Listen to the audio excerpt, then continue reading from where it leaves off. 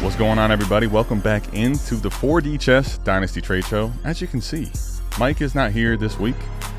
Gave him the week off. I told him, big fella, go ahead and rest up. But we got Mike covered. We have Paul in from Pure Potential, and I was just telling him we've been riffing a little bit. When I say a little bit, almost for the length of an entire show before we started the show here. Make sure you go check out his YouTube channel. He's been doing it for, I think, at least the content stuff, a little over a year now. I've been, keeping little tabs on him, and I'm like, okay, this guy's a Dynasty strategist. Like what he's doing, he's after it. So let's see if we can get him on the show. We got him on the trade show. Paul, appreciate you hopping on. How are you today, buddy? I'm great, man. I appreciate the invite. I'm happy to be here. Like you said, we've been having a good talk, running through all kinds of stuff, talking about content, talking about Dynasty auction strategy, because we're just massive sickos. But as I understand it, we're not necessarily going to hit the people with anything that complicated right now. Yeah, we might try, but nothing probably too much. If if you're a true shithead, you've been in our Discord and our startups in the past, you know how much we love auctions. Speaking of, patreon.com/South Harmon. If you want to join the Discord, just $1 a month to join. If you want your trades featured on this trade show, that's where you can do so. You got to be in the second level tier. Put your trades in the completed trades channel, and you will have a chance to be on the trade show with us. Also, as you can see here, this is one of my many now at this point Rome Odunze jerseys. Our partner Fanatics, certified sh.it. Don't forget the .di. Go over there if you're interested in getting some jerseys. Your setup is super dope. I love the Hobbit thing right behind you, by the way. But are you into jerseys or into fan gear at all, or not really? I have some jerseys. I feel like I don't wear them a ton. I don't go to a lot of games. Okay. But I like having my favorite jersey is actually Nick Foles jersey, which isn't shocking. You can't really see it right now, but I've got Nick Foles on the newspaper behind me. So that Super Bowl's that one's left a lasting impact with me. But I've got a AJ Brown jersey. I had a Carson Wentz jersey and a Jalen Reagor jersey that didn't age too well. Dude, but that's interesting, because I feel like what's actually so funny about the you saying that with Wentz. You could just wear it like now. If you didn't go out in public, you just wear it like it's AJ Brown at this point, right? That's hilarious. But that's true. AJ Brown is now the 11, and man, it's kind of crazy to think about that one. Jalen Hurts being drafted after they give Carson Wentz a record deal, and it actually worked out very well because they needed to move on from Wentz, as we saw. But speaking of moving on, let's go ahead and move on into the trades. This is in Fade the Fetal. This trade actually is hot off the presses, and it's hot off the presses as far as when I accepted it. I'm curious your thoughts here on this, Paul. So this is a 12-team Superflex. That's tiered PPR. Blitz, I guess that's T.PPR. Blitz, I'm going to clean that up next time. Tiered PPR, meaning it's a half-point reception for the running back, full wide receiver, 1.5 for the tight end. Lineup start 10. My team here, which we can get into the warp in the lab in a minute, is pretty much, I would say, on the contending side of things, really good. The one piece I really wanted to do with this team, I want to make sure I give myself a better chance to get a bye.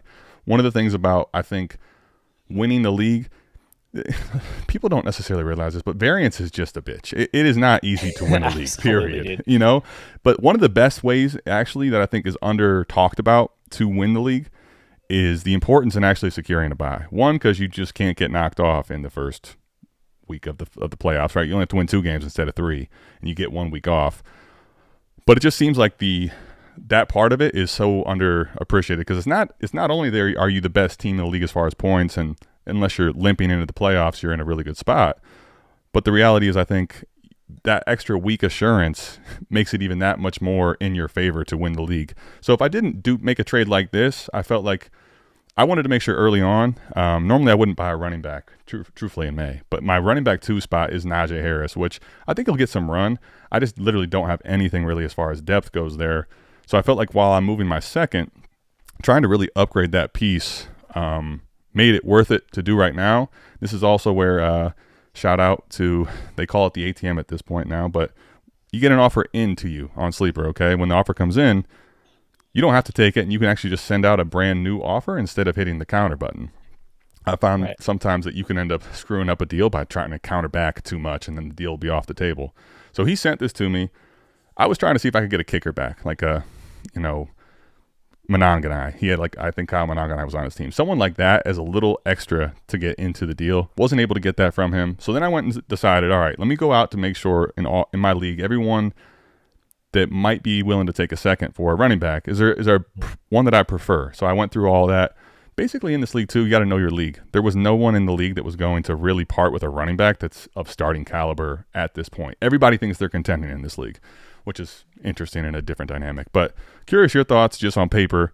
Tony Pollard is what I acquire for my 26th second. What do you think of this deal? I think it's a totally solid deal. I like all the context that you gave me. Like basically anything that I would have pushed back on with this trade, you've pretty much answered, right? Like, did you check in with other managers? Did you feel like the market dynamics of your league made this a trade that makes sense? Like in a vacuum, I wouldn't be able to say one way or another. Should you trade a second for Tony Pollard? I think it's very context dependent. He's right in my rankings, like on that border of mid to late second round value. So to me, it's like it fits a need. You think you're getting good value in the context of your league market. This makes a lot of sense to me. I think he projects pretty well. Just given the fact they didn't really add anybody. I don't buy any of the we're going to use Tyjae Spears more type of smoke. Like they said this exact same thing last year. Yeah. Tyjae Spears is never getting a goal line carry. I think the offense could certainly be much better with Cam Ward under center. I don't see how it could be much worse. So I like Tony Pollard. I think he's actually become kind of an underrated talent because he had that rough season in Dallas after his injury. Actually played pretty well last year for the majority of the season. Yeah. I think this is a smart trade to kind of solidify that RB2 spot. And like you said, give yourself a chance to start the season a little bit stronger. Obviously, one move for one running back is not going to move your win probability that much, but just trying to strengthen things up early in the season. Like you said, getting that bye week is huge. I just put out a video a few days ago talking about like your odds of winning a league. And I think I talked about variance for like half the video because that really is so huge in those weekly playoff matchups. Like, it would be a totally different strategy if your league was like weeks 1 through 17, most total points wins. Like there's a lot less variance there. When you're talking about getting into the playoffs, cutting out one of those 3 matchups is absolutely huge. Yeah, definitely. So I'm going to go ahead and let's go ahead and take a little trip over to the lab here. At the lab, you can go over to the the-lab.southharmonff.com. Take a look at all your teams. This is a free tool that we have here. So I'll just show you real quick just so that you can, fact check me. We do this with anyone, and we always start off with our own trade. So Caleb Williams is my starting quarterback. I got Jahmyr Gibbs. Now, it organizes by KTC's value, which I'm sure at this point Tony Pollard's about as hated on Keep Trade Cut as anyone. But so that's why you can see Sharbs is in my running back 2 spot.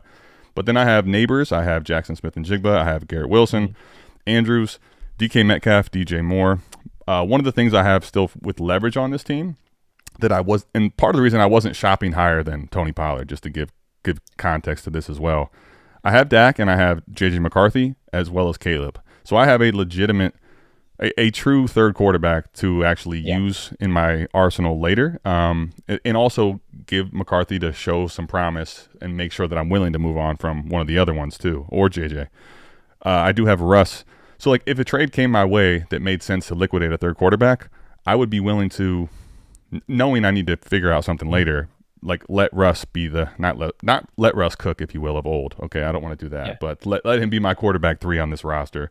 I think Daniel Jones is your quarterback 3. I think he's going to start week 1, dude. He could. Well, him and Russell Wilson basically the same thing. One Russ for the Giants now, and Daniel Jones for the Colts. Between those 2 guys, you got somebody. Yeah, and I think I would be comfortable at least in the early part of the year rocking with those guys as my quarterback 3. And if I needed to figure out something later, doing that. But then, as you could see, right, Charbonnet and Harris were the only guys that I think are going to get any type of run that you can count on early for sure. I got Giddens in the draft. I also got Jarquez Hunter in the draft. But I didn't have any picks until the 3rd and 4th round, and I tried to move up and was not able to in the draft. So my running back room needs a lot of work. I played last year. This is a deep league. Yeah, a lot of roster spots. Dude, the waiver wire is super thin. That's one thing about it, right? Another reason why you've got Deneric Prince on your roster still. It must be an absolute wasteland out there. Oh, 100%. I mean, don't get me wrong. Keontae Ingram, Deneric Prince, Jeff Wilson very likely are going to be off of my roster when we're into the season. Honestly, I don't view these guys very highly, but like Cam Akers last year, you know how much pushback I got on Cam Akers this time last year because he wasn't on a roster. I ended up cutting him one spot, and then lo and behold, the Vikings end up trading for him again. But the point, I guess, is that I will be moving on from these guys once they for sure don't have a job, or if I was able to get something better on the wire, I would do that now. As far as the wide receivers, Godwin is really my only bench option as well. So I need some depth even for the flex spots. DeAndre Hopkins, I'm just not putting him much stock into him anymore. And I do still have my first, right? So I have my first in those quarterbacks. I think, a J.J. McCarthy in a first, a Dak in a first, certainly a Caleb in a first. Like, I have some ability still with that pick that I have now, or that I still have, to really go, I think, make a big-time splash in the season when I need to. But I feel like this is a big trade to help my team kind of just look better at that running back 2 spot, so I'm not potentially just getting gashed at that running back 2 spot if Najee's not getting run early, or Sharps is, ceding work in a bad Seattle team to Kenneth Walker III, obviously. Yeah, man. I mean, it looks like a pretty obvious, playoff caliber roster. Obviously, if everybody is competing, that makes it harder to make those deals where you can go out and get players that are going to produce at a discount. In some leagues, you've already got 3 rebuilding teams in a lot of leagues at this point, where guys are just taking themselves out of the running, totally willy-nilly because they got to get a jump on the rebuild. They got it, whatever. Like I see trades every week in certain leagues where players are getting dealt for like 50% of their value, but like that's not the case all the time. And when you're in a league that's maybe a little bit tighter about points, you got to take those swings when you get the chance. Yeah, and I think I'll just give you context too on this, right, as you go through. So Gut over at BDG as well, he took over this team, and it was an orphan that did need some rebuild cleanup. He drafted Caleb and Ashton Genty this year. Aside from that, he has no running backs that are worth discussing, and he's not going to move on from them for anything that I'm willing to move them for, right? He just drafted these young players. So when I'm looking at his team, like, he was not going to be able to give me something better than Tony Pollard for a second. Tidal Wave, I believe, that's who I got him from. And if we take a look, there's one other team I wanted to show you. The only other team really that was going to have any running backs, Nick WP here. His team, actually, when you look at it, it's the worst as far as keep trade cut value, but he is very much a contending team. Christian McCaffrey, Derrick Henry, nobody in this league was going to move anything, probably even in the range of Pollard, for a second. So once I sat on the deal, let other offers go out, and I'm like, all right, this is the best I'm going to get now. I felt like it was definitely worth it because it's about market value. I think it helps his team out and it helps my team out. So go ahead, and also, since he just took over this team, Tidal Wave did, I want to try to build some rapport with him. So let's go ahead and make the deal happen. That's the one. That's what it starts off with. You guys let me know. Did I win or lose that one in the comments? Let us know what you think of that trade. Nothing super splashy at the top. Let's take a look, though, here. All right, we got a 12-team Superflex PPR, lineup start 10. Paul, this is the DD Listener League 3. FPL Dallas is getting Devante Adams, Aaron Jones, and a 27 first from MLF Diener, and MLF Diener is getting Hampton, and Ollie Gordon. What are your thoughts of this one? This one was a little tougher at first glance to break down value-wise. I think it's pretty even in general. Like, I look at Omarion Hampton, most people's 102, 103 in this class. I've got him valued. I use like a base first system, which I think Jacob Sanderson was the first person I've heard like really popularize that. But the idea of kind of standardizing first round pick values, it's sort of like a mid first, but it's more of like acknowledging the range of outcomes of a first. So I rank players based on how I would view them in terms of base. What first, does that? Because you brought up a great point there. I'm just curious what it means. So like a base first, what would that value wise look like relative to players in the value pool? Yeah. So for example, base first would be like it's basically like a hypothetical pick that has equal odds of being early or late. So it's kind of it's more of a conceptual concept that you then map onto actual picks. But for example, I see. Okay, got it. Yeah. So for example, Trevion Henderson is a player that I have ranked right about a base first, a similar range to like a Brock Purdy or a Baker Mayfield, where you get into somebody like an Omarion Hampton, who's obviously an early first in this class. Right. I have him closer to like 1.5 base first, which Okay. so if somebody is like a prospective playoff team, right? Like if they have a really strong roster, I might look at their team and say, okay, that first is more like 0.75 base first. Like it's not really a true base first because it's not going to be top 3. It's not going to be top 4. Where you get into like a 2027 pick, you've got a wider range of outcomes because we don't know what those teams are going to look like. And Correct. so you can almost value that pick higher than like a really strong contenders 2026 first because you can kind of see where that's going to go. Adams I have is like an early second type of guy. Jones more of a late second. I think value wise it maybe leans slightly to the Hampton side just because you're getting, again, that early first round player, really safe investment, I think, with the first round capital. But I could totally see taking the Adams side of this if you're like, I don't have any depth. I need to fill 2 roster spots with 1 player, and you're getting that first kicked back as a way of like keeping your roster value high and kind of insulating yourself against those older veterans. Now that makes sense. And honestly, we're gonna go right back to the lab because this is what we need to see. Now, let's look at the context. All right. So DD Listener League 3 here is up, and when we take a look, this is FPL Dallas. So FPL Dallas's team based on the starting values of the players that are in his starting roster spots is the 9th team. So like, that doesn't necessarily look great, but again, it's KTC. Wow. Zach Charbonnet and his running back to a spot as well. So we have that in common on the lab. But Kyler Murray, Bucky Irving, Zach Charbonnet, Nico Collins, A.J. Brown, Chris Godwin. At the tight end spot, he has Evan Ingram. He has Adams now projects to be a flex option for him. Certainly, if you're buying him, you're starting him, I would hope. Josh Downs in the flex spot. That could be questionable, possibly, and maybe that's where Aaron Jones might slide. Dak Prescott at Superflex. Quarterback 3, pretty non-existent. Although Joe Flacco, I think, as long as if Joe Flacco makes the roster, I'm of the mindset of this. If Joe Flacco makes the 53-man cut, I think he's going to be the day 1 starter. But it'll be interesting to see what happens over there. Connor and Aaron Jones coming off of the bench. And that's pretty much it. He does have Rico Dowdle. Bodies as well at the running back spot. When we get to the wide receiver depth, he does not have much. Mooney, Quentin Johnson, Amari Cooper without a team at the moment.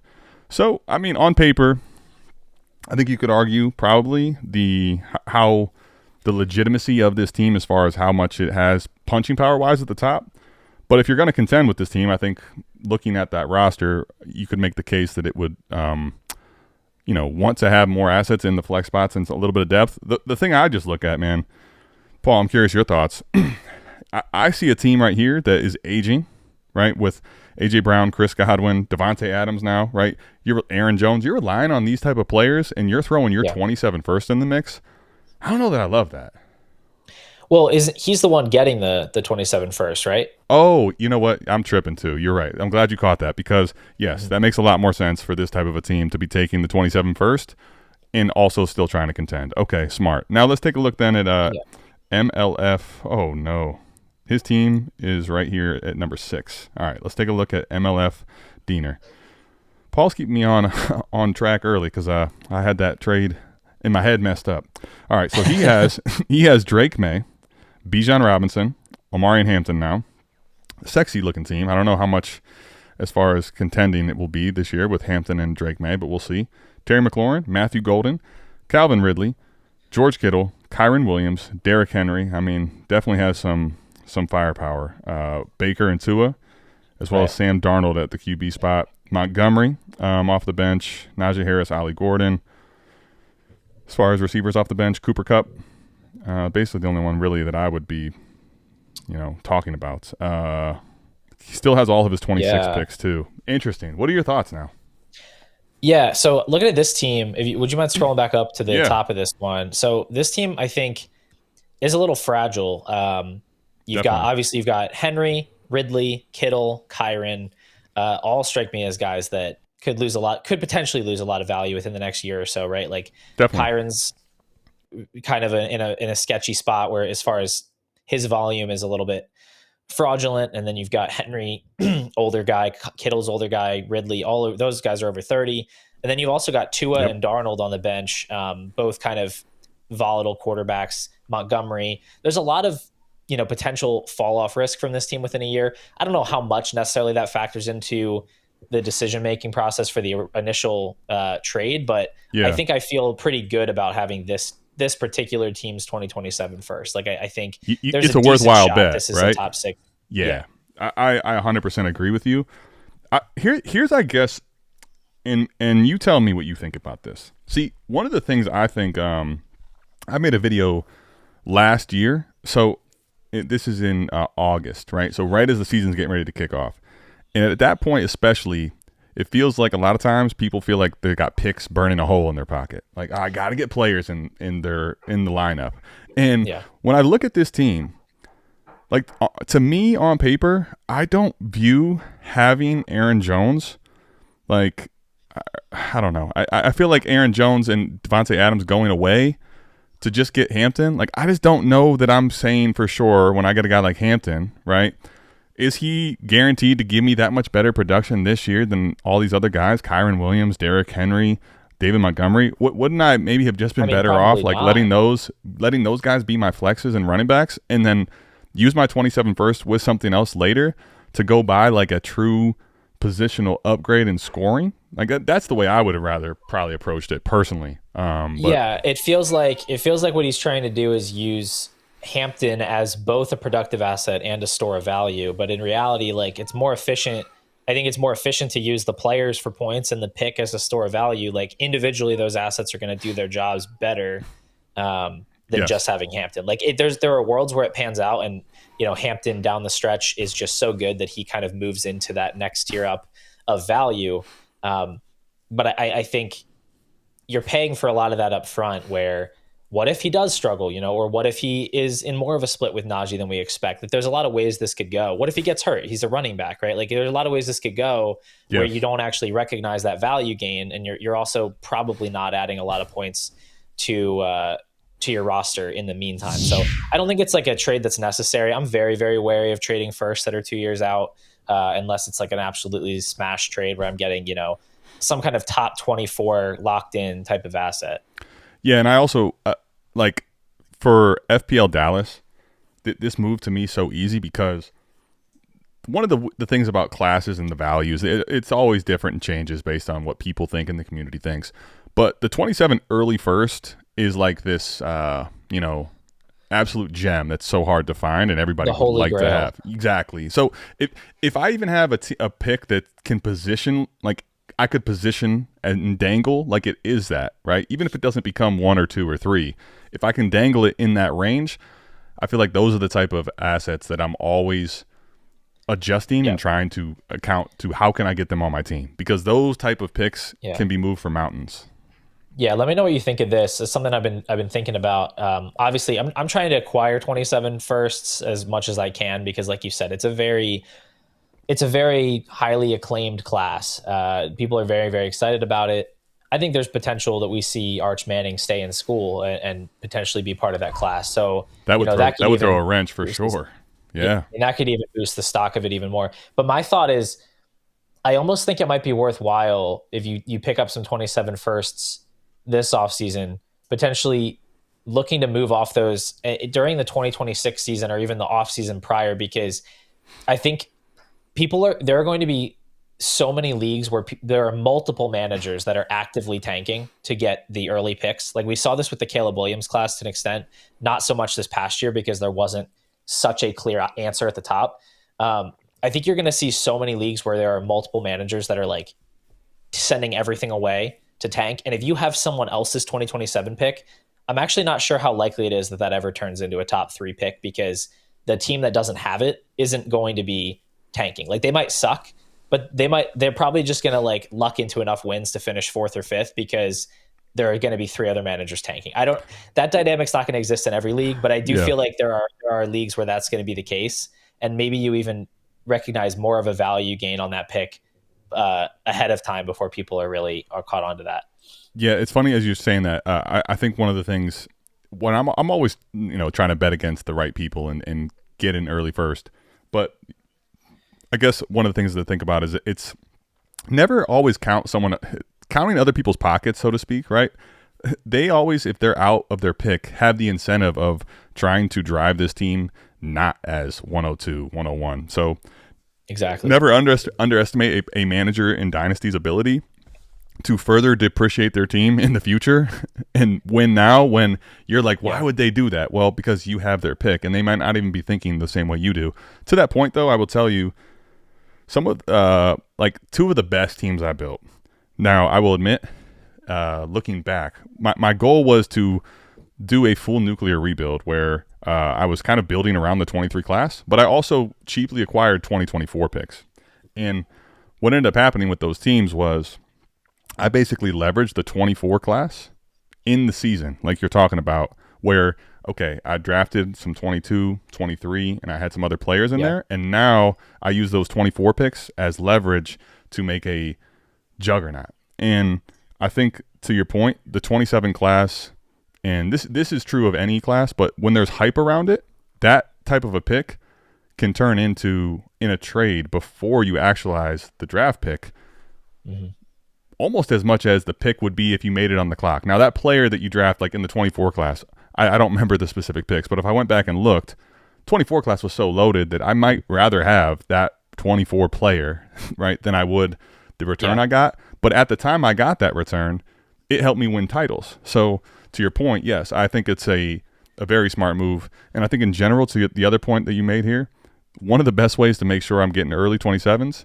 is leverage as much as I can. So can I get 4 first? Can I get 6 first? My odds increasingly go up that I will get a closer to early pick. Yeah, I mean, that's definitely true. And I also think of it from like a portfolio standpoint. You know, I'm sure you have a lot of viewers that play in a lot of dynasty leagues. It just seems like that's the type of audience that you would have. I'm in about 27 or so now, and I definitely think of my rookie class exposures across my leagues. So it's like I want to have more firsts than I have leagues. Like there are leagues where I don't have any firsts, but there are leagues where I have 3 or 4, right? So I'm not going to be underexposed to a draft class, and I also am I'm going to be reaping the rewards of those value gains across my portfolio if it's not, one specific league. Definitely. So that's something I try to pay attention to, is just like, am I getting too thin on rookie picks? Because that's how my whole portfolio is going to come down in value if I'm below the market on picks, because they're always going to gain value and displace other players that are going to become less valuable. For sure. I think especially with first round picks, I'm that way too, where I'm not devaluing seconds and thirds, but because of the risk and reward, so to speak, like the risk of moving on from a first too early and losing that potential early first is one of the worst risks out there, right? In a second round pick, even if everything went completely Titanic on me and I became the 201 uncontrollably, 201 versus 212 is a big difference, but it's not like leaps and bounds. We're talking about cornerstone assets at 101, 102, 103. The risk and reward is so different at first round picks. 100%. So, okay, that one we gave the check easily to the 27 first, and here we are getting Choey Cheese Sticks trade. All right, 12-team Superflex here. I need to position this slightly different. I just realized I'm a little off center. I'm sorry about that. Okay, so we have, though, CeeDee Lamb is being acquired in the 411. Don't let me not read that. So CeeDee Lamb in the 411 is being acquired for Chris Godwin, Devon Achane in the 301. So it's a lineup league. It's start 11. Shit lineup is the name of the league. 12-team PPR, pretty standard stuff. 1 point, full tight end premium. Start 11, I do like to split assets a little more, but man, splitting CeeDee Lamb for Achane and Godwin, where are you at on this? This was the easiest one for me to really break down. This is the Lamb side by a country mile. Like I like Devon Achane. I think he's fringe top 5 dynasty running back. He's not in the same stratosphere in terms of dynasty value as CeeDee Lamb. Godwin's a guy I'm kind of avoiding right now. Is it the injury him, or on the cheap, specifically why? It's the Igbuka pick paired with the injury. Just the thought that they went out and they gave him a huge extension, and then immediately they turned around and drafted Emeka Igbuka. We haven't really gotten a lot of confirmation about like what his availability is early in the season, or like how involved he's going to be. It just feels like they can say as much as they want that it was just about how much they liked Igbuka as a player, but like when you draft a primary slot wide receiver in the top 20 of the NFL draft, when you just gave your primary slot wide receiver a huge extension, that's coming off of another major injury, not even his first major injury, but a second major injury in his career, age 29.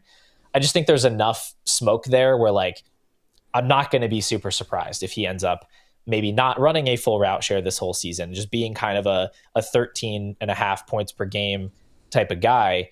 Not saying I wouldn't acquire him for like, a mid-second, maybe even an early second, but he's not moving the needle for me here with these type of blue chip players involved.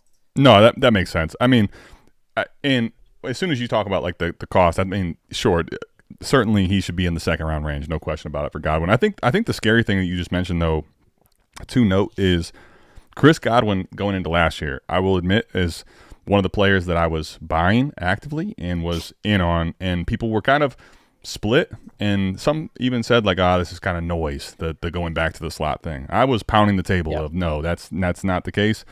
Unfortunately, he got hurt during the year because, man, I was getting ready to ride home some titles because of that. But he looked great going back to the slot. But to the point that I'm making is if we do have, let's say, a scenario where, the coaches are different as far as the offensive play callers, right? So if Godwin's not running back in the slot a ton, or if Egbuka's taking some of those snaps, that does make his value differently. And at this point, what do you want Chris Godwin for? Strictly production, right? His dynasty value is never going to recover. I mean, it might in a very brief window just because of production get some value gain, but he's never going to get back to, I mean, I don't even know if he'll ever get inside of like probably never top 24 again, maybe flirting with top 30 if he's producing extremely highly. I don't ever want to do in a lineup start 11, even from splitting assets. I'm coming off of a blue chip receiver that's top 4, top 5, however you want to slice it. Like, this is one of the hardest assets to acquire. Yeah. And I'm getting back what I'm not getting back at all is any type of value insulation, truthfully. Like, if Devante Adams had a season-ending injury, that value is going to tank too. I basically, in my estimation, split this. Like, I split a 20 at the blackjack table. Like, but there's a reality of, while that might be a good bet, like, I didn't get 2 10s now to play with. That's the problem, right? I didn't get back 2 10s when I split this asset. If I did that, fine. But I don't feel like you got 2 10s with Chris Godwin and Devante Adams. No, definitely not. This is a mistake in my opinion. Probably somebody's maybe worried about not being able to fill out their lineup with players that look startable, or even not having enough depth. And I think maybe focusing a little bit on the wrong details here. Like, if you need depth, you can go trade a second for Tony Pollard. That's a much more reasonable thing to do than to take your best player or one of your best players and split him up into a bunch of little players. Well said. And I think that's the other thing too, is at this time of the year, I think you have to have a little bit more comfortability. Personally, for me, my lineup doesn't have to look perfect. My starting roster doesn't even have to look the greatest. There's going to be so many moves you can make in season. I think the other point about like having cornerstone, CeeDee Lamb is in every bit like a pick in the way that I can move him even if he got hurt for an extreme piece back. Even Devante Adams at this point, if he was hurt for the year, Chris Godwin, if he's hurt for the year, think about it. They're not get out of jail free cards like CeeDee Lamb is. That's another big part about this that I don't like. Is just the value retention is nowhere near the same on the other end. That one's pretty easy.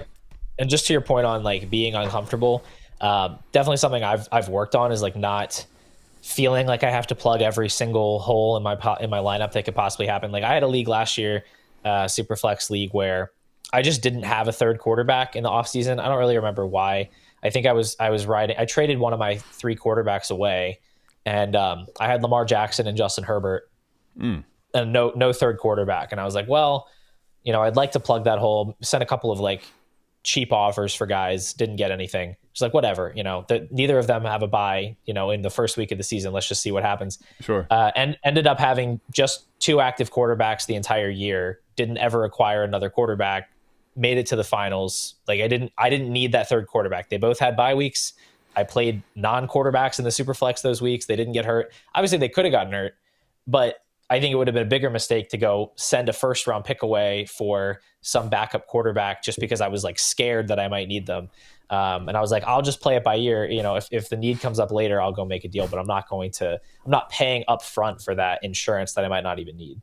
That I think is whether that's at Superflex or not. I think, and it's funny because we just did a team review. Shout out dynastyteamreview.com. We can give you a team review where there was the warp scoring was not as favored to the quarterback. Basically, the quarterback scoring in this league is not anywhere near warranting or reflective of what dynasty values are.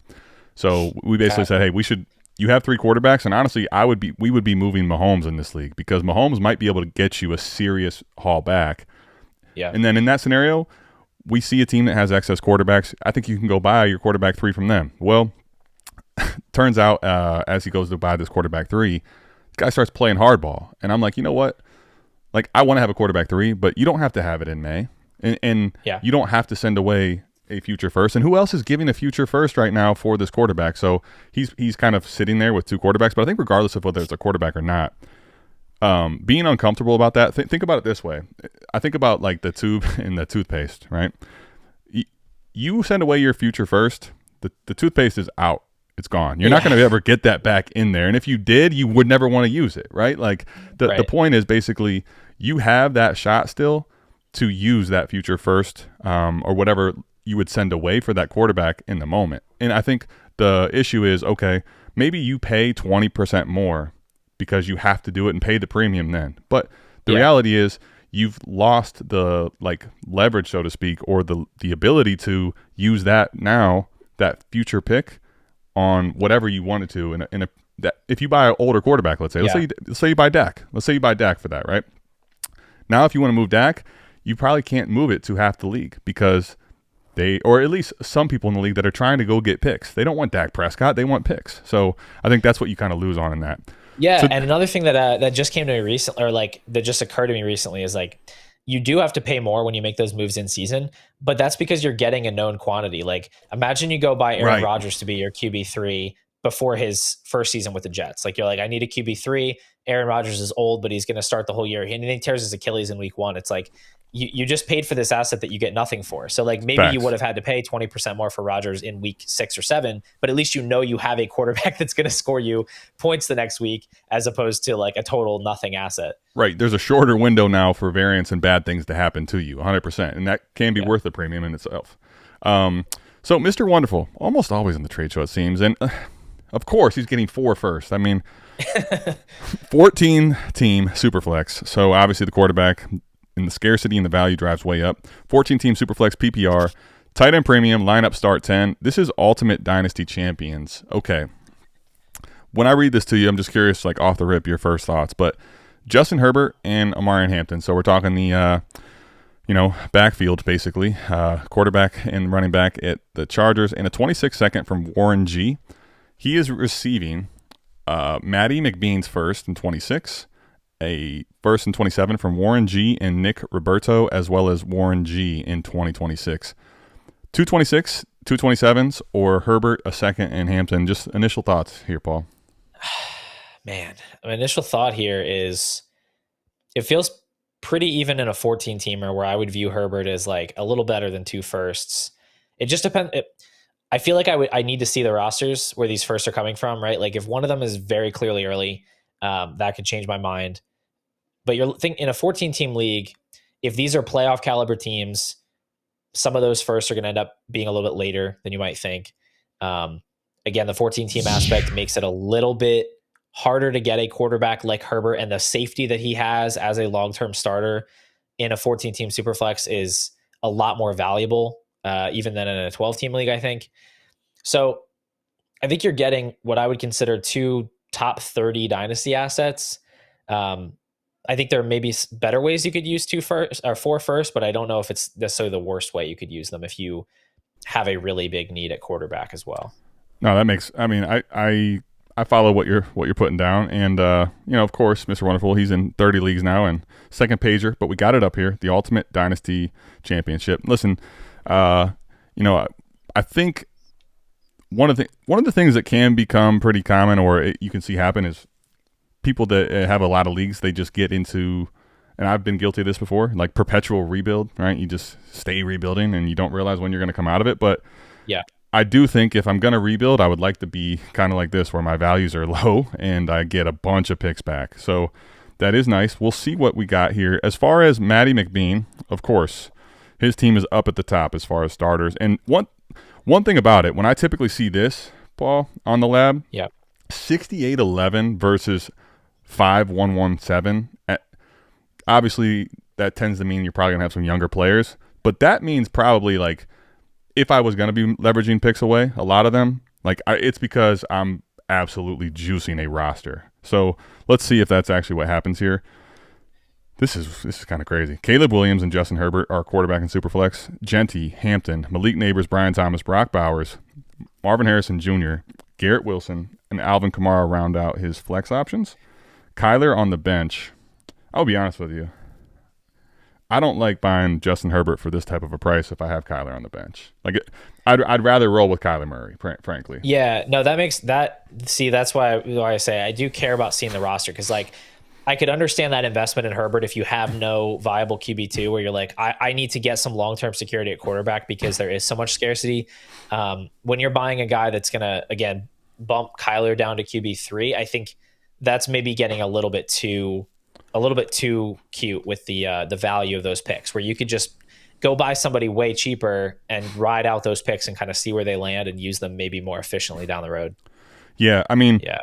I will say this, like 12 team, there is a 0% chance I do this in a 12 team league. Honestly, there's probably not a very good chance I do this in a 14 team, but I will admit maybe in a 14 team league, you can now move one of these guys. The only problem is the only way that would benefit you is if now you think Herbert's going to buy you better players than what the first would buy you players, because right, reliquidating Herbert for the same thing is pointless.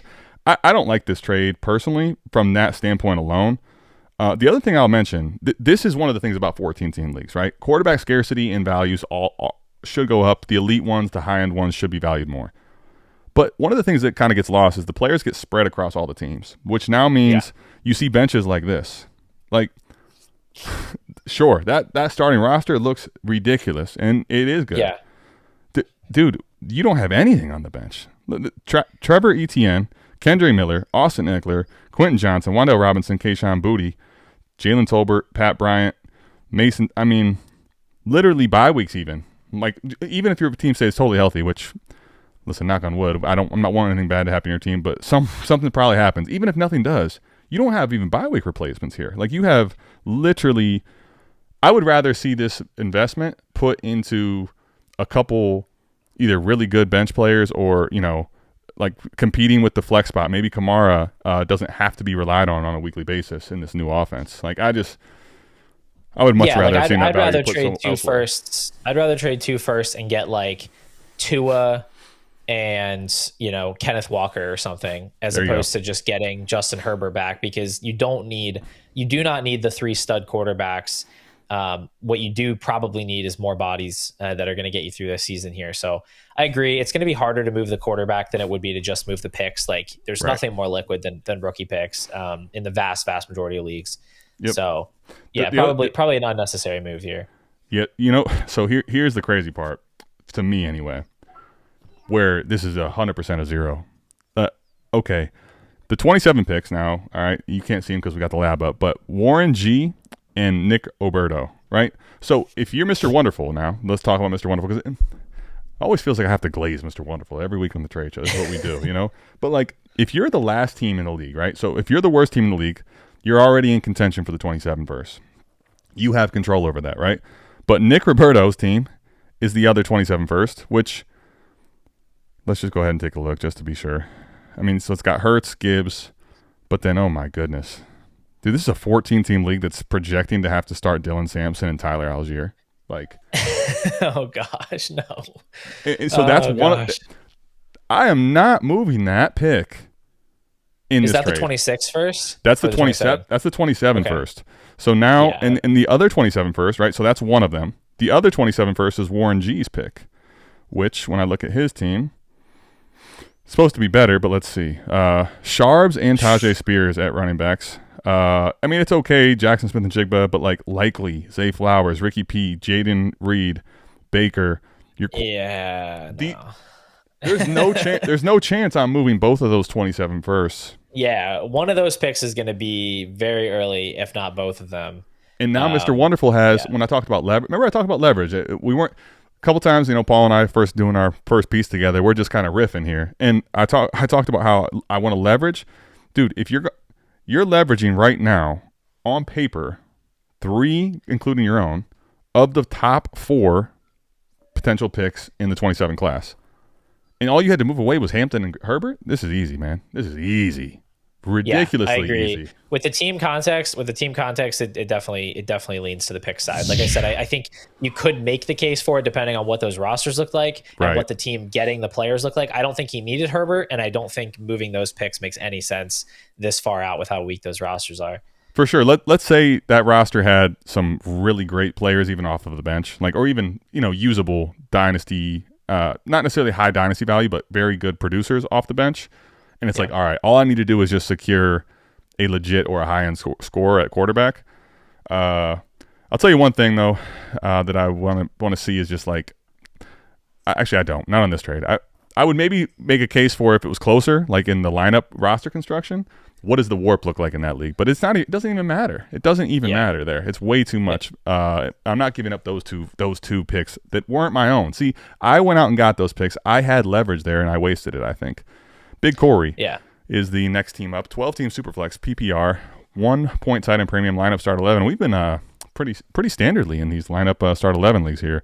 111, a 26 and 27 first from Rob Stradamus' team, who I think has remade the trade show now. And we have Rashee Rice and Sam LaPorta being received. Where are you at on this one? I like the pick side here. I feel like we're taking the picks a lot, but the truth of the matter is, like, if you're making a deal where you get back, let's look from the other manager side. If you're making a deal where you're sending away 3 firsts, I know one's the 111, but the best asset you get in return should be a better player than Rashee Rice. Like, as much as I like Rashee Rice, I think he's been a solid buy for a while, just off of the the injury, the suspension scare and stuff. Like, it looks like he's going to be good to go for this season. He could score well. He's not the type of player that's headlining a 3 first-round pick trade for me. Now, the 1.0 tight end premium, that makes LaPorta a bit more desirable for sure. But I have concerns about the ceiling on LaPorta. And yes, it's going to make him score better in this setting, but it's going to make all the other tight ends score better as well. So it's like, yeah, he has a little more value, but how is that accounted for when you look at how cheaply you can get guys like an Evan Ingram, like even a Pat Freiermuth or something, relative to paying that premium on LaPorta? Because I think potentially, depending on how sharp the league is, you could get a Tyler Warren or a Colston Loveland with that 111 pick. And if not, like, you're still getting a player I wouldn't put necessarily way behind LaPorta. And then you're looking at 2 firsts for Rashee Rice. Seems easy for the pick side for me. Yeah, I'm with you.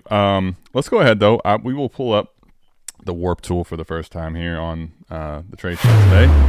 And we're going to take a trip down memory lane. Mind Warp is coming back. And worp.life, if you want to go change your life, use the warp tool. Warp tool here. Take a look at this, though. Man, you talked about it. You kind of hit the nail on the head as far as, I will say this. A lot of times, even with a tight end premium that's pretty high, I go over to the warp tool, and I find that the high-end warp scores aren't actually worth it. And you'll see a line where the tight end position, for the record here, is the yellow line, right? Brock Bowers, in this format, was damn near the best player last year in the whole league as far as wins over the replacement player, right? Lamar Jackson was 3.321. That means relative to the replacement player, Lamar won your team 3.3 games. There's only 4 players, the top at each one of their position, that are in this upper quadrant, I call it, okay? And that means they're the ones that are really dominating for teams. And it's the first player in every position, right? Saquon, Jamar, Bowers. So last year, let's just see where Sammy Ballgame ends up finishing. Believe he's even at tight end 8, right? He's giving you 1.744 wins over the replacement player. Now, if the lines weren't like this, Paul, a lot of times we'll see this line where it's the gold and it's way down.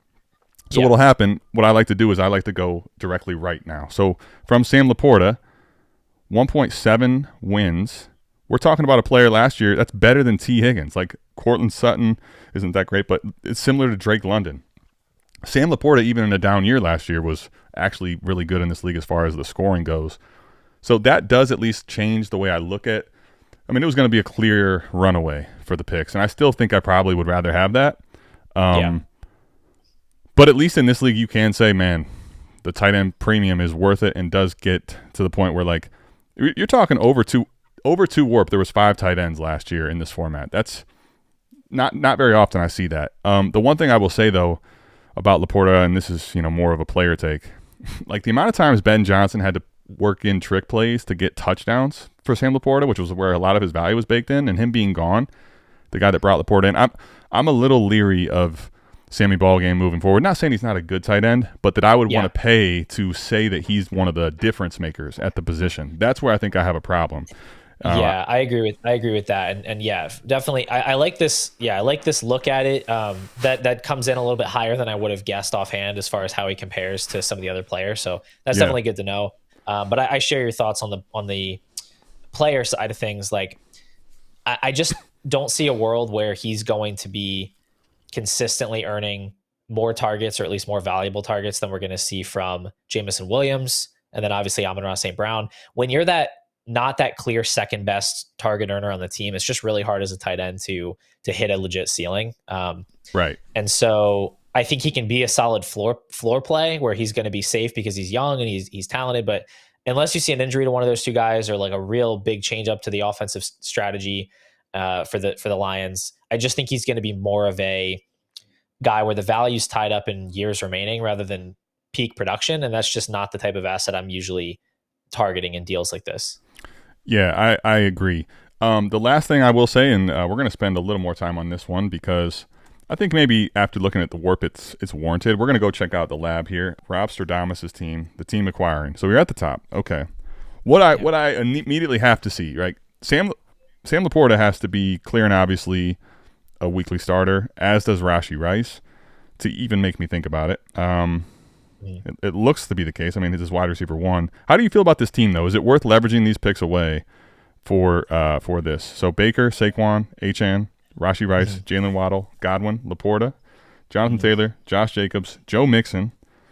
We have Matthew Stafford off the bench. Matthew Stafford and then Mac Jones off the bench, so no quarterback 3. We have Najee Harris. Tank. Not a lot on the bench. Bench is pretty rough. Yeah, and then those were his own 2 firsts. Yeah, it looks like his own first that he sent away there. So I do not love this. This is not the type of stacked team where he has a ton of his value tied up in running backs. Like half his roster value is running backs. Like he's got Saquon, Achane, Taylor, Jacobs, Mixon. Like that is just a disaster waiting to happen. No quarterback depth. Like this team a year from now, we see Matt Stafford retire. 2 or 3 of these running backs, I guarantee you, are going to be off the grid a year and a half from now. This team could be in a very rough spot with no 2027 first very, very soon. Yeah, like I will say, if everything breaks right this year, sure, you could see how you might be able to capture a title. Right. But again, you might be able to capture a title. What's going to be really hard to see is in going into the 2027 season. So we're going, for the record, guys, we're going in the 25 season this year. Going into the 27 season, Saquon, Achane, JT, Jacobs, and Mixon all to be still relatively considered as even the running back 1. I would bet there's a couple of those bodies that are not considered that moving forward. Yeah, and this team's not going to have any way of infusing young talent because he's sent away those next 2 firsts. And so there's not really any outlet for him to jump into a rebuild over the next 2 seasons at the very least. And so you're going to need to get through this year, get through next year. At that point, this team could be in such a bad spot that you're looking at, 2 full years of potentially rebuilding to try to get back into the mix. Just seems like an all-in move you did not have to make, especially not in May of this year. I will say, and this actually has nothing to do with the fact that the 27 class and the upside of it. I just wouldn't have. I would have considered moving in for a similar return, maybe my 26 pick, like betting a little more on this year possibly. Yeah. But I'm not with that type of a team leveraging out my future for 2 seasons. There's just no shot there's no shot in hell. There's no way, dude. I can't do that. I would be willing to potentially move off of my flexibility to make my team more strong at the top to win now, but not for that. Okay, let's talk about. I'll tell you, this is the first time on the trade show I've actually seen one of these where it's a lineup start 13. Typically, we'll get up to lineup start 12. Lineup start 13 is a long roster. We get to best ball leagues. Definitely have seen a lot more of the start 12, 13, 14 types. lineup start 13 is long. So just one thing to note here. By the way, pause on that. 12-team Superflex PPR, half-point tight end premium, Paul. Lineup start 13. Lamar Jackson or Caleb, Penix in the 202 here. Which is, it looks like Matthew Golden based on the screenshot. Good catch. Yes, it is Matthew Golden. Okay, so Matthew Golden, Caleb, and Penix.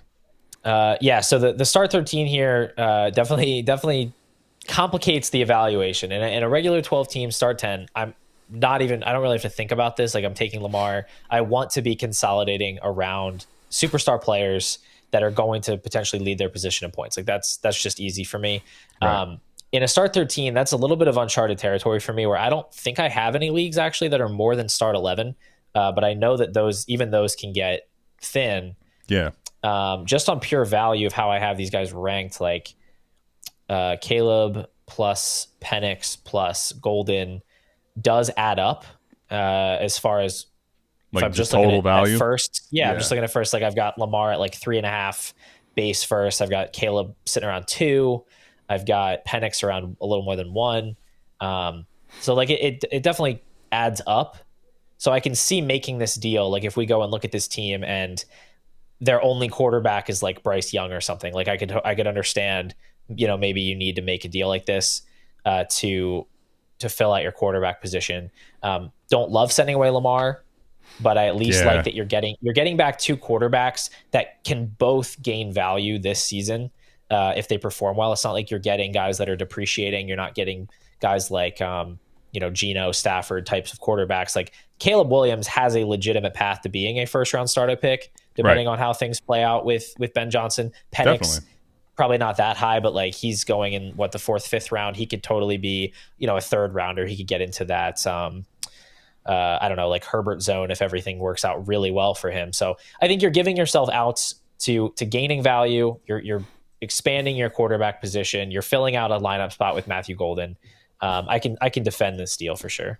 Yeah. So, okay. This is where we will definitely have to take a trip back to the warp world. All right. Because when you go to start 13, I just think about it like this, right? In a start 9, start 10, if I juice the quarterback spots, they're going to score the most points. That means that the rest of the league, in let's say a start 9, they have 7 spots at flex positions, essentially, right, to try to catch up to the points per game difference I have at those 2 spots. You get it up to 13, right? Now we're talking 11 different running backs, wide receivers, tight ends. It basically spreads across the value where you can catch up to 2 elite quarterbacks. And typically the longer the starting roster is, the less important just one hammer quarterback or one hammer superflex is across the entire starting roster. And this is honestly going to speak to that, right? When you look at the warp here, one thing off the rip, this looks more like a 1 quarterback than it does a superflex, frankly, when I see the red line this far down. And we're talking, the quarterback 18 is 1 warp. And basically it's lower in wins over replacement player than the tight end position. So it definitely affects it here. The caveat, though, in a big way is that still in the upper quadrant is Lamar.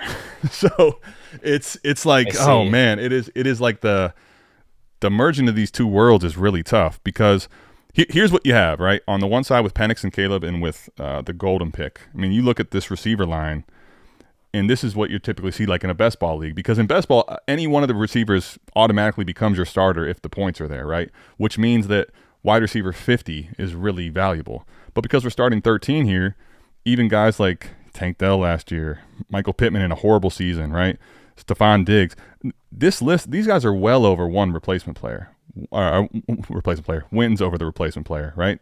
So it makes a guy like Golden, 1, more desirable in the market, and then 2, even on points. I guess in the Penix and Caleb guys, those two players specifically, their market can certainly balloon.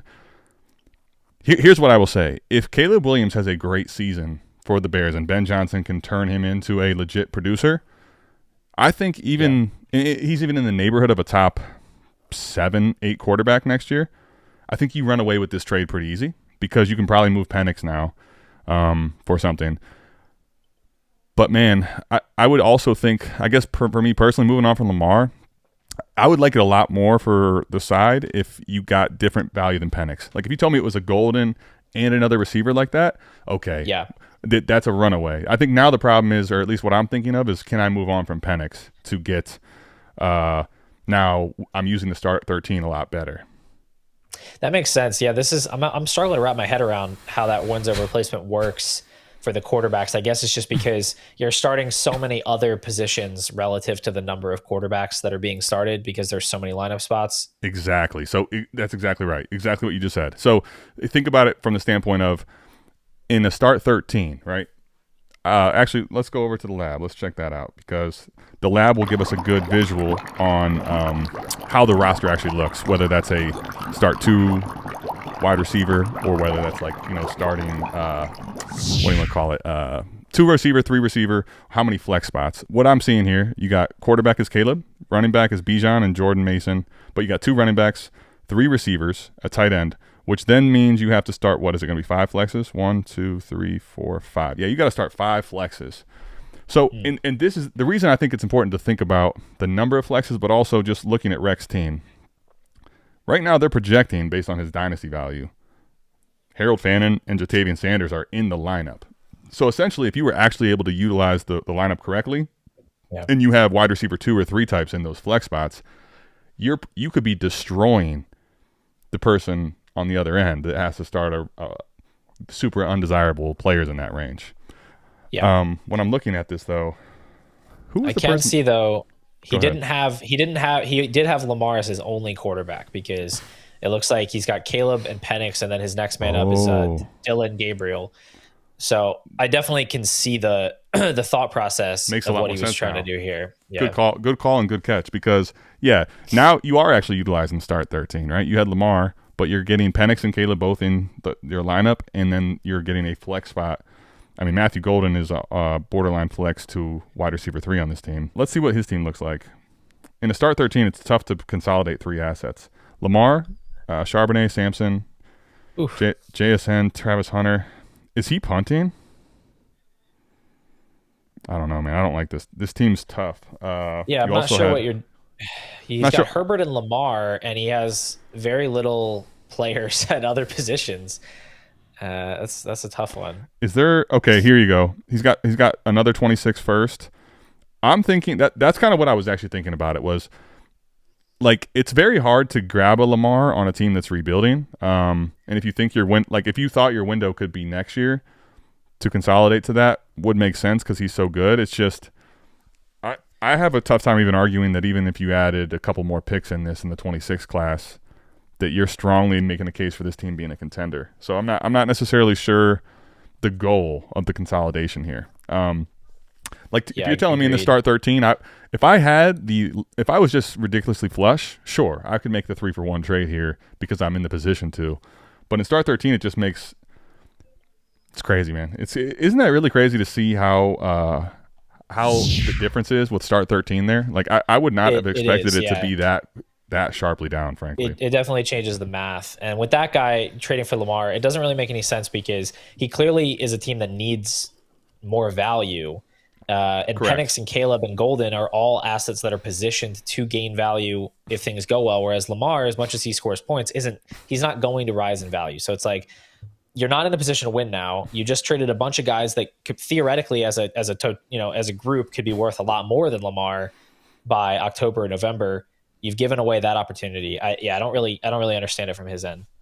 And that looks a lot more like a best ball in Warp, where see the thing is, right, understanding that dynamic is one of the harder things to wrap my head around too, and where in general, right, basically in a format like Start 9, the market is always going to want to be consolidating up, and it's almost like the higher up you can go, that's the more desired asset. Now, the market may not be reflective in a best ball league if you have a lot of more newer best ball players, or in a league like this, they may not understand it. But the way to actually get wins is by splitting assets up. So now the crazy part is I've liquidated Lamar for 3 legit pieces, but again, these are splittable assets, right? I could split Caleb again. There's a world I could split Penix again, and I could even split Golden for that receiver warp for 2 very usable receivers as well. You could end up with 6 legit players in a start 13 here. Yeah, easily, for sure.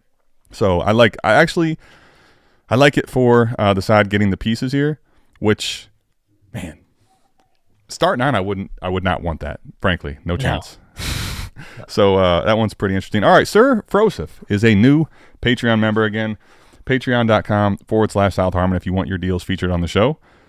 This is BDGE Dynasty League 2. I believe it's 22, but regardless, we'll pull it up here in a second. We're talking about a 12-team Superflex PPR, half-point tight end premium lineup start 10. Paul, last trade on the trade show. Yes. What are your thoughts here, buddy? Rashee Rice, Blake Corum, Trey Harris acquired on one side for Jacoby Myers, Bucky Irving, a third and a fourth. So I don't have a strong lean on this trade. I think it's very team dependent as far as what value, or I should say what positions maybe you're light at. Like I have Rice and Bucky Irving, I think actually back to back in my rankings. So for me, that's a pretty close to a wash. And then I'm looking at like a Trey Harris.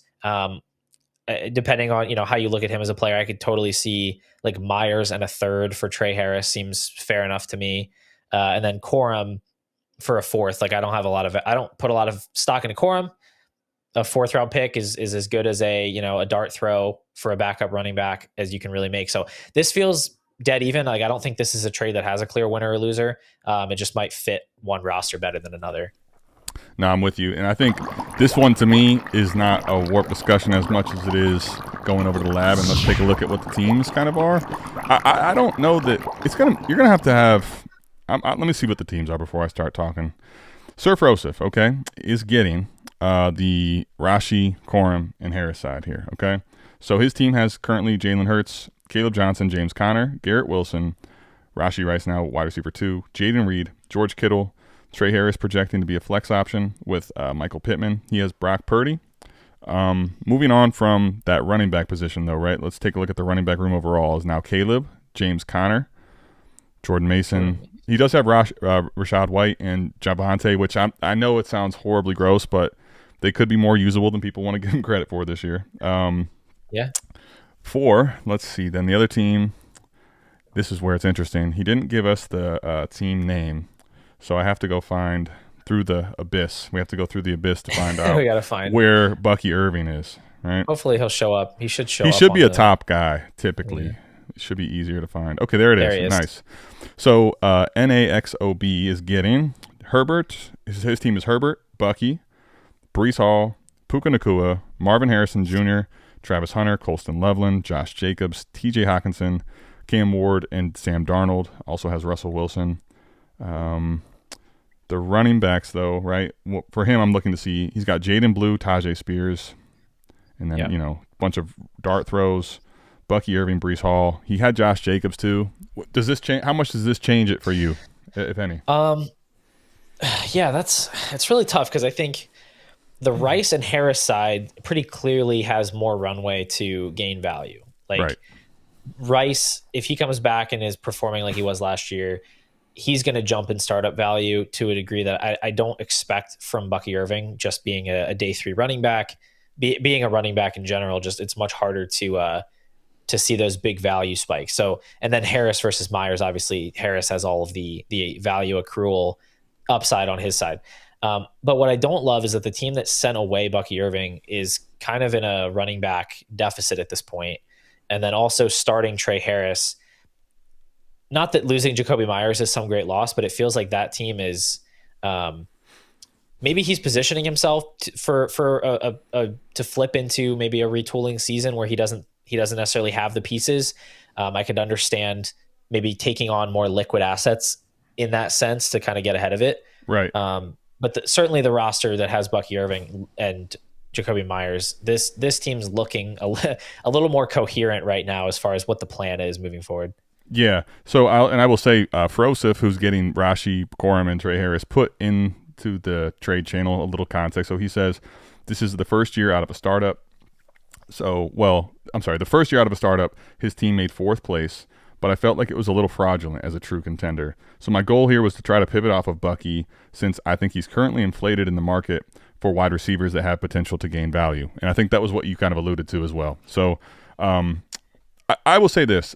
Bucky Irving is just such an interesting case because he's really highly valued at the moment. And I'm not saying he shouldn't be, but like the snap shares never got super, super crazy. And I think his player efficiency and offensive overall efficiency for this team need to remain extremely high for him to probably stay at the range he's at or get any type of value bump.